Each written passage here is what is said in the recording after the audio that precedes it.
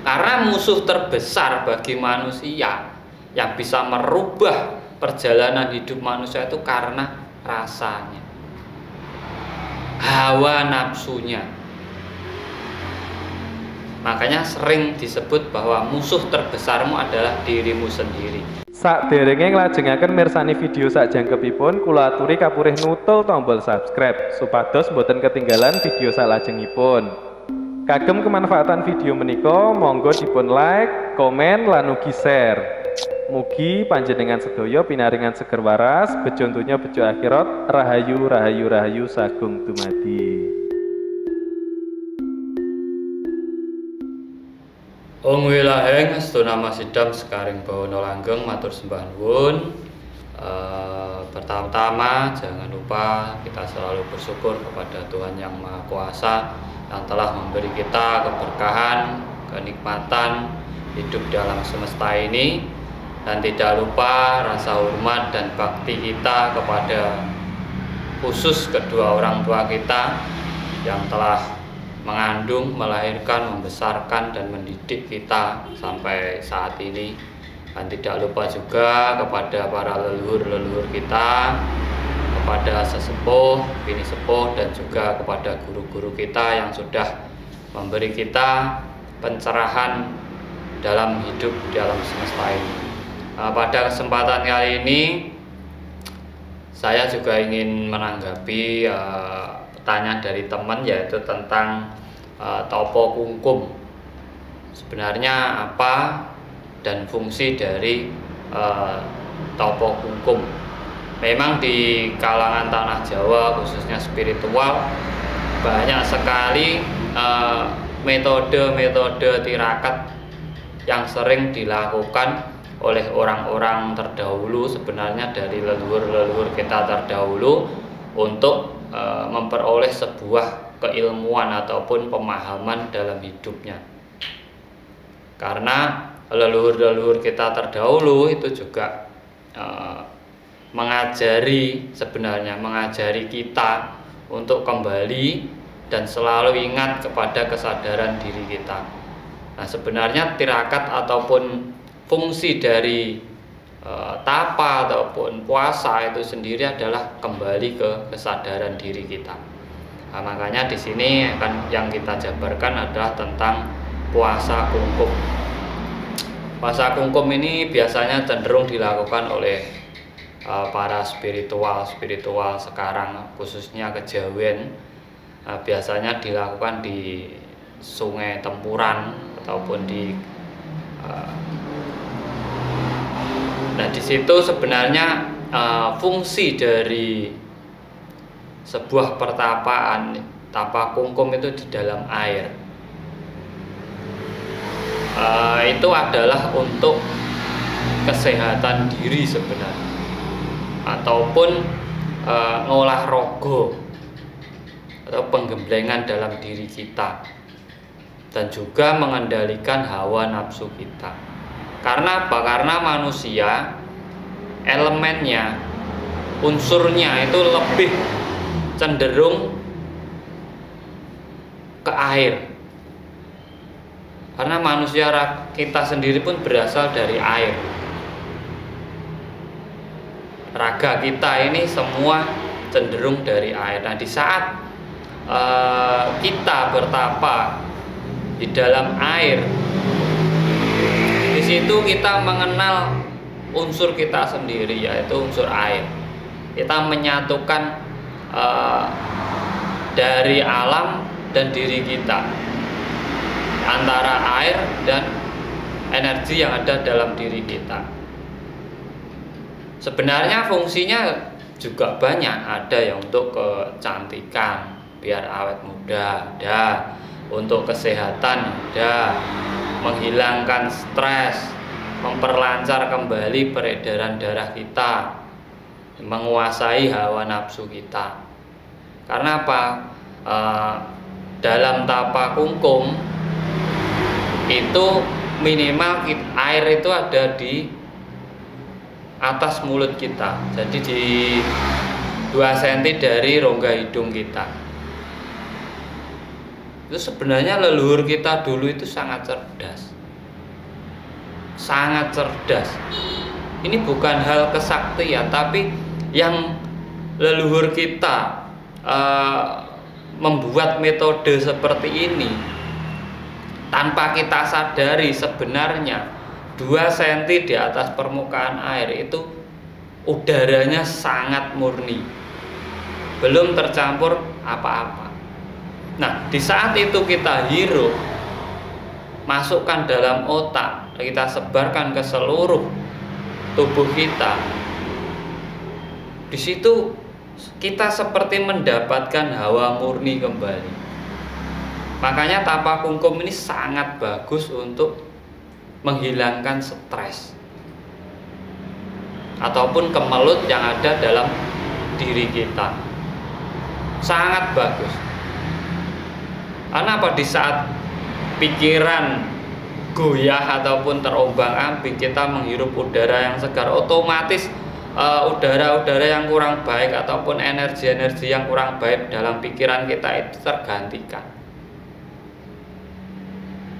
Dan juga di saat emosi kita naik tinggi, tubuh kita itu terasa panas. Tapi di saat kita rendam dalam air, terutama leher ke bawah, ini bisa meredam rasa ataupun hawa nafsu dalam diri kita sendiri. Karena dari mulut ke bawah ini memang tempatnya hawa nafsu. Cenderung orang emosi, orang marah itu karena mengikuti, karena sakit hati, iri hati, karena kurang makan, karena mengikuti kebutuhan seksualnya. Nah, di situ apabila ingin mendapatkan ketenangan dalam diri kita, kenapa leluhur kita menggunakan metode kungkum? Karena itu sangat mungkin cara tercepat untuk mendapatkan ketenangan diri. Makanya dipakai terus oleh ahli spiritual sampai sekarang masih dilestarikan. Tetapi kebanyakan itu rananya masuknya ke sebuah kesaktian. Sebuah kesaktian. Mendapatkan keilmuan. Mengetahui hal-hal yang di luar nalar ataupun di luar logika. Walaupun tujuan awal dari para leluhur menciptakan tapak itu adalah untuk kembali ke diri sendiri, menguasai elemen yang ada dalam diri kita sendiri, yaitu air. Karena di saat kita bisa menguasai elemen air dalam diri kita akan lebih mudah menahan emosi kita, amarah kita, rasa dalam diri kita. Karena musuh terbesar bagi manusia yang bisa merubah perjalanan hidup manusia itu karena rasanya, hawa nafsunya. Makanya sering disebut bahwa musuh terbesarmu adalah dirimu sendiri, yaitu hawa nafsumu sendiri. Dan leluhur menciptakan tapak kungkum ini adalah untuk meredam rasa tersebut, lebih cepat langsung menyatu dengan alam. Kalau fungsinya memang sangat banyak. Satu, untuk kesehatan, itu tadi udara yang kita hirup itu sangat murni. 2 cm di atas air itu udaranya sangat murni. Kedua, yaitu untuk awet muda. Karena apa? Dengan kungkum ataupun berendam di air, kulit kita itu yang kurang zat cairnya bisa terpenuhi. Kita mengambil energi air. 3, penyatuan diri dengan alam. Yang kelima, bisa memperlancar kembali peredaran saraf ataupun urat nadi kita atau peredaran darah kita, menghilangkan stres, bisa mengontrol hawa nafsu kita. Nah, di saat elemen-elemen ini bisa dikuasai, otomatis orang akan bisa kembali ke kesadaran diri mereka. Tetapi apabila jalur negatifnya yang didapat, yaitu nanti bisa seperti halnya merasakan energi, terus bisa mendapatkan petunjuk dari alam, bisa bertemu dengan benda-benda gaib. Itu apabila masuknya ke ranah bawah sadar ataupun dimensi lain. Tetapi memang tujuan sebenarnya adalah yaitu tadi untuk kembali ke diri sendiri dan kesehatan, serta meredam ataupun mengalahkan hawa nafsu dalam diri kita sendiri. Makanya cerita dari Werkudara masuk dalam samudra, dalam air, yang dikalahkan pertama adalah ular naga, yaitu hawa nafsunya sendiri. Sehingga dia menemukan kejernihan pikiran dan bertemu dengan Dewa Ruci, sehingga mengetahui silsilah dirinya sendiri. Itu sebenarnya proses pencarian jati diri, sama yang dia lakukan Kungkum.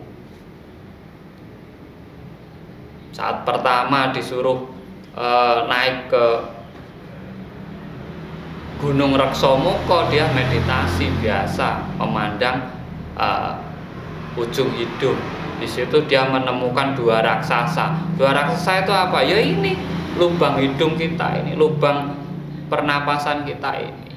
Ini dua raksasa. Nah, makanya perjalanan dalam menemukan jati diri memang banyak tirakat yang dilakukan. Karena leluhur kita itu dulu seneng dengan namanya tirakat. Dari dulu itu senang. Bahkan tata caranya sampai saat ini itu banyak dilakukan oleh ahli-ahli spiritual. Nah, ini tadi tentang penjabaran Kungkum. Makanya di saat Kungkum jangan sampai hanya segini. Hanya segini, kalau bisa sampai ke atas mulut kita airnya kalau kita berendam. Karena apa? Selain kita bisa menghirup udara yang sangat bersih, ini juga membantu meredamkan hawa nafsu kita dan juga memperlancar seluruh peredaran darah kita. Nah, semoga bermanfaat buat teman-teman semuanya.